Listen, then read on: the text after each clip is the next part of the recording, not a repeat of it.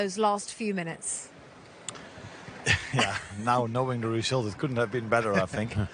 I think when we were 2-0 up, maybe in the second half we started really well. So, but after the first half, I think it was quite an equal game. They also had their chances. So for us to be 1-0 up, we weren't unlucky with that. And then when we were 2-0 up, I think we controlled the game. And then all of a sudden 2 counterattacks, and they came back into the game because this team we faced never gives up. The good thing is, the team they face never gives up as well. Yeah, I'm just curious about your substitution pattern. So Endo comes on as a right back, but then very quickly or shortly thereafter, you bring on Gomez and then shift him into the 6. Is that planned ahead of time in terms of putting him on as a right back for a few minutes and then knowing you're going to shift him into the 6?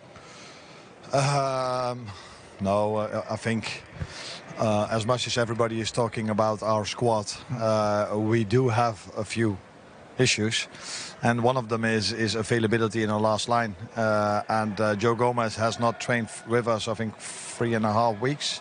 So he wasn't ready to play 25-30 minutes. I think he's only trained twice with us this week. And Wata stopped fit, so that's why I first thought let's keep Wata there. But then when we lost a little bit of control over the game after the 2-1, I think we needed Wata in the midfield.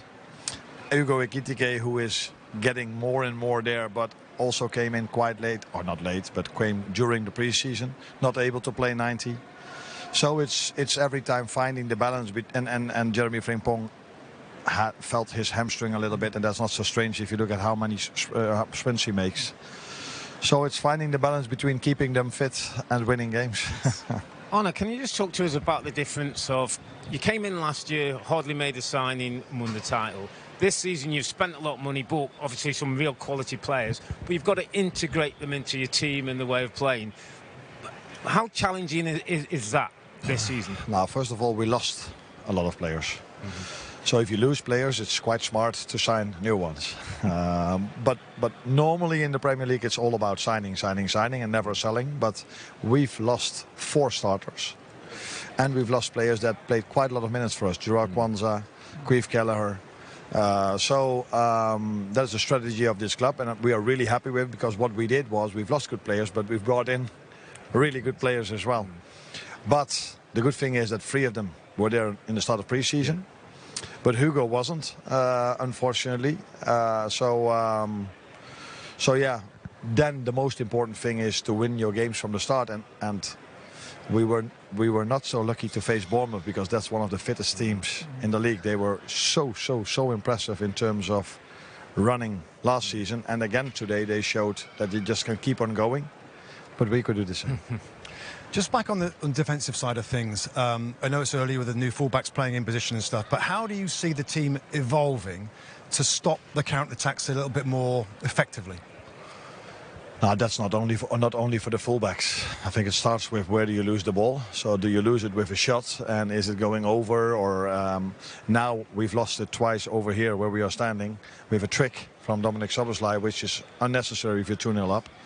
And then there was a moment on 2-1 where we thought our fullback made an inside run, and which is normally a very smart idea, because that creates space for Mo, who can then score. But Mo decided to square it, just not perfect. And then all of a sudden we were open, but I wouldn't say we were open. The team we faced has unbelievable intensity in terms of running. So I think the moment we lost the ball, it was probably 2v1 or 2v2. But then they just came out of nowhere with 2 or 3 extra players. Great finish by Semenyo, great player, by the way. So yeah, it's a bit of everything. But like I said, where do you lose the ball, and having your rest defense in order. But I do think we had a rest defense in order. Okay. But they just had a quicker transition than us. Okay. Arne, last question. Of course, it was a really emotional night tonight, both before the game and then Mo Salah in tears on the field in front of the Kop afterwards. How much was emotion part of the game for you all tonight?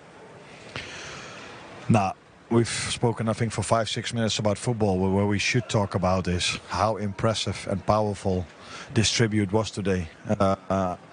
I've been lucky enough to be here for a year, and I've heard "You Never Walk Alone" many times, but the way it was sung today was so powerful.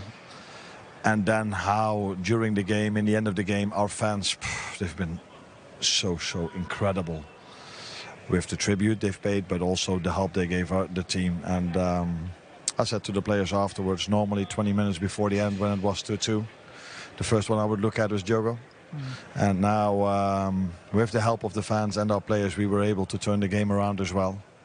So, but like I said, the whole story should be how impressive and powerful the tribute was, and how our fans did that was yeah. What's up, guys? I'm back here with another video. Please like, subscribe and share. Thank you.